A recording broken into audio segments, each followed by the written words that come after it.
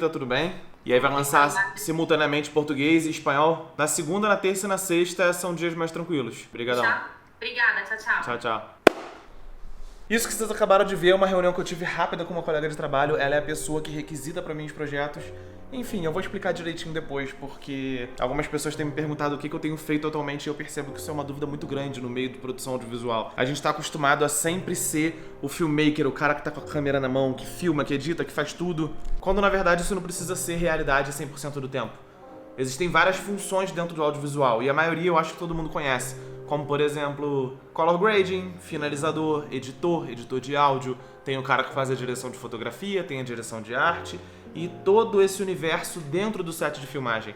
Mas quando a gente fala de um trabalho corporativo ou da parte organizacional, a gente também tem profissionais de audiovisual que trabalham como eu trabalho. Tem uma PTZ aqui. Essa formatação é boa porque se eu posicionar a câmera ali no meio onde está aquela PTZ, eles podem olhar para o monitor com facilidade.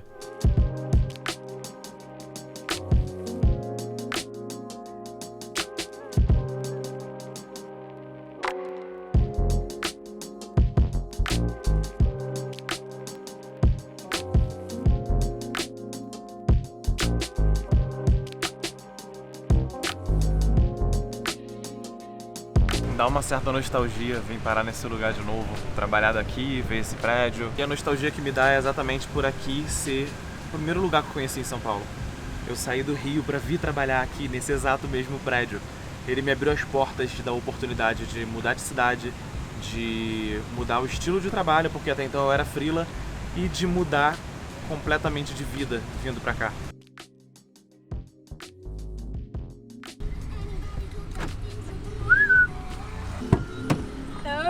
Hello. Porque a vida é o quê? A vida é uma bola de neve de responsabilidades com rinite.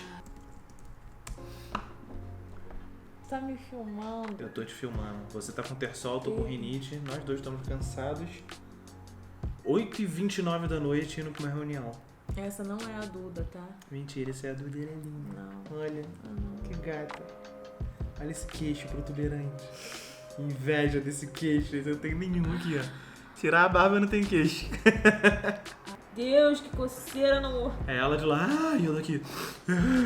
Da Saraina do Cudoiro. Dinheiros. Em wholesale. Então eu consigo colocar as peças que eu vou vender pra Portugal. Nesse dia eu tava cansado pra cacete terminando essa reunião, fui direto dormir, então eu resolvi voltar aqui hoje pra terminar de explicar pra vocês mais ou menos o que eu queria falar nesse vídeo.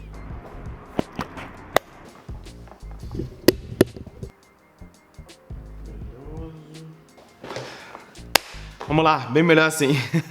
Uma das coisas que eu vejo que é muito comum acontecer por aí é a galera se esquecer de que o audiovisual não é um mundinho onde tá cheio de cara vestido de preto com a câmera na mão, boné pra trás, gravando vídeos de B-roll e movimento e etc. Na verdade, essa é a parte mais criança do audiovisual. O audiovisual surgiu mais de um século atrás. Ele surgiu no cinema, ele surgiu nas produções televisivas, ele surgiu em tudo aquilo que hoje em dia a gente considera velho e ultrapassado, mas que ainda existe e que ainda tá aí e que ainda tem todo um universo que a gente tá esquecendo de se preocupar em procurar se informar um pouquinho. Bom, falando aqui da minha experiência, eu comecei no audiovisual tem quase 8 anos. Comecei lá no início prestando serviço para outras empresas, passei pelo processo inteiro de ser um terceirizado de produtoras até o ponto em que eu tinha meus próprios clientes finais. E nesse meio tempo eu fui percebendo certas lacunas que o produtor audiovisual não estava preenchendo. Vou usar um exemplo com você. Se você está num set de filmagem grande para uma produção de comercial, por exemplo, você tem cada pessoa fazendo uma função, como eu falei no início do vídeo. Você tem o diretor de fotografia, que é o cara que cuida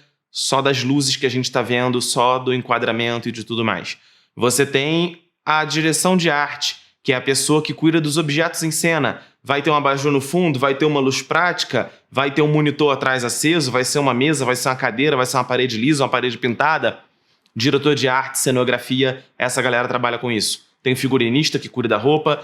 Agora, quando se trata de organização, você tem uma galera da produção, que é a pessoa que cuida mais da burocracia monetária, que é a grana. Você tem o produtor de set, que é o cara que vai estar ali olhando a ordem do dia e falando, olha só, são 9 da manhã, agora tá programado pra gente começar a gravar a cena tal. Galera, pausa pro almoço, todo mundo para. Daqui a 1 hora, pum, pessoal, acabou o almoço, todo mundo de volta no set. O produtor, ele tá ali, ó, o tempo todo chamando atenção e sendo o cara chato. Ele é responsável pela organização e pela boa execução do planejamento daquele dia. Sendo que, falando por experiência própria, 99% das pessoas que eu já contratei ao longo da minha carreira eram desorganizadas. É claro que existe aquele 1% ali que salva, que é a galera que manda tudo bonitinho.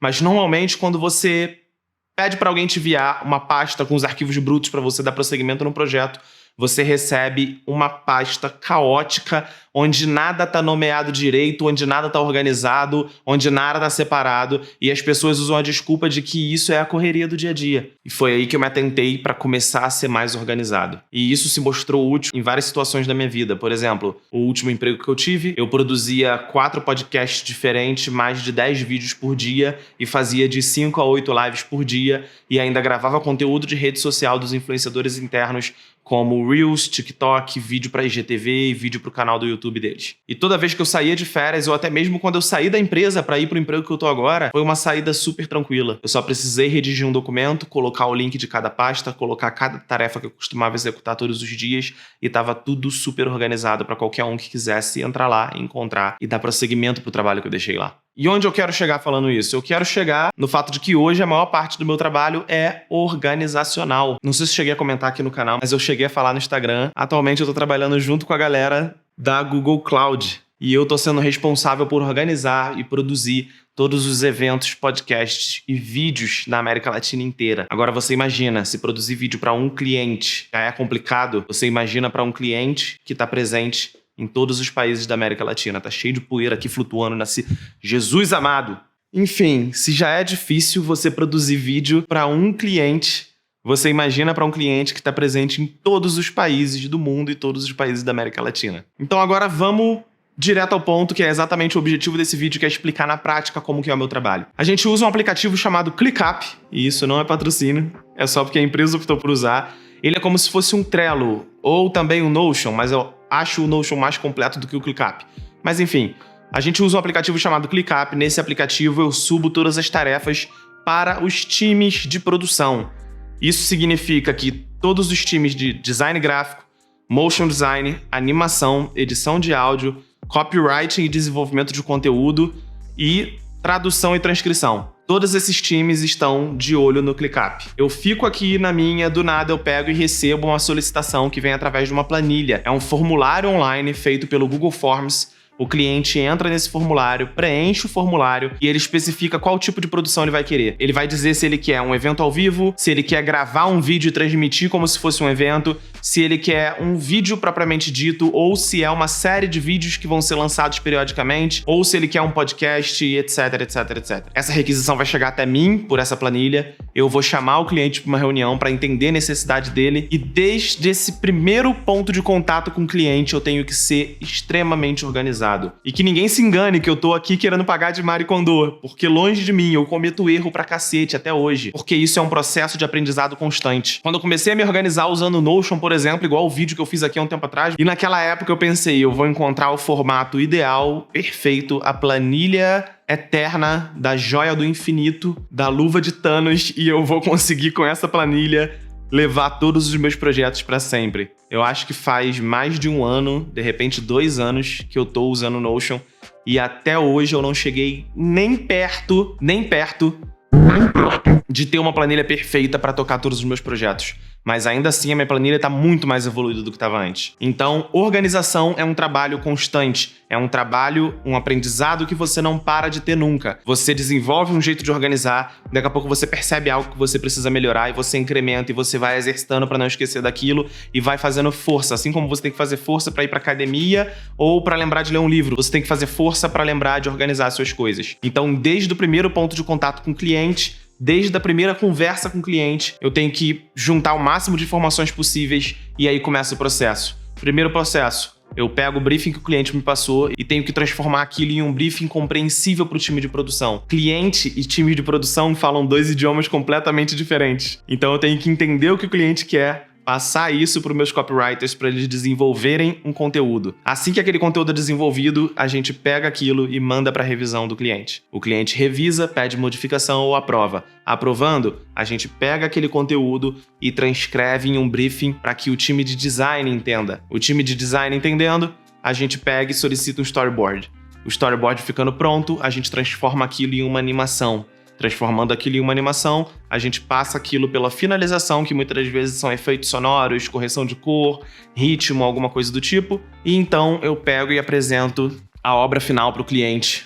E então ele aprova ou ele solicita modificações. Esse é o processo mais complicado, que é o processo de um vídeo de animação, muitas das vezes usando voiceover ou só animação pura com a musiquinha e os letterings. Mas para fazer um vídeo gravado ou de repente um podcast é mais ou menos o mesmo processo, só muda a quantidade de tempo necessária para editar, porque o podcast é maior e etc. Mas o meu trabalho basicamente é ficar sendo o cara que organiza tudo. Eu fico de olho no que o time de produção tá fazendo, eu pego o que o time de produção tá fazendo e eu mostro aquilo pro cliente. E eu pego aquilo que o cliente quis e tento jogar para o time de produção entender e fazer todas as modificações necessárias até chegar no produto final perfeito que o cliente vai gostar e vai publicar nas redes sociais dele. Como exemplo de projetos que eu estou participando, tem o podcast Escucha Mais Fuerte, em espanhol, é um podcast de diversidade da Google, que está começando a ser publicado agora. Tem o projeto Cloud Bytes, é um projeto completamente em inglês, que eu estou tendo que pegar ele, jogar para o time de tradução traduzir para português e espanhol, porque ele vai ser espalhado em todos os países de língua espanhola aqui da América Latina, e algumas séries de eventos internos dentro das plataformas internas do Google, treinamentos e tudo mais, que a gente tem que fazer. E eu quis fazer esse vídeo exatamente para poder ressaltar essa ideia de que o filmmaker ou o produtor de vídeo, ele nem sempre é o cara que tá com a câmera na mão. Muitas das vezes ele é o cara que tá com um lápis e a caneta, que tá com a planilha aberta, organizando tudo e tá tudo certo, se é isso que você gosta. Eu senti que esse era o próximo passo para minha carreira, que era isso que eu queria, que era um aprendizado que eu estava querendo desenvolver. E, inclusive, isso é uma coisa que está começando a ser cada vez mais requisitada, principalmente pelas grandes empresas. E esse é um tema que eu quero começar a trazer aqui. Como ser filmmaker para grandes empresas. Porque é muito comum a gente ver o filmmaker que tem a produtora própria, que é freela, que é autônomo. Tanto que quando aconteceu o approach do Headhunter comigo, ele me falou que ele estava 6 meses procurando alguém para preencher essa vaga. Alguém que entendesse de organização de projetos e que entendesse também de produção de vídeo. Na prática e na teoria. Eu não tô dizendo com isso que eu sou único, que eu sou um profissional raro, que eu faço algo que ninguém faz, mas se tem pessoas que fazem, essas pessoas não estão sabendo mostrar que sabem fazer esse tipo de coisa. É claro que isso foi um resumo do trabalho ao longo do dia, ao longo da semana, no dia a dia e na correria acontecem muito mais coisas, muitos projetos novos chegando e cada projeto novo que chega a gente percebe que de repente existe uma etapa a mais que um projeto diferente não precisava. Mas se você tem interesse em continuar sabendo sobre isso, esse é o tipo de conteúdo que eu pretendo trazer aqui no canal, não só mostrando minha vida, mas explicando como é um pouquinho esse lado de produção de conteúdo para grandes empresas e grandes corporações e esse lado mais organizacional do business de audiovisual. Espero que você fique aqui comigo para os próximos vídeos. Você deve ter reparado que tem um glow aqui nessas luzes. Isso é porque eu estou usando um filtro incrível que a KIF Concept me mandou e o próximo vídeo que você vai ver aqui no canal vai ser o review desse filtro. Então fica de olho, já se inscreve para receber a notificação quando ele sair e eu vejo você na próxima. Valeu!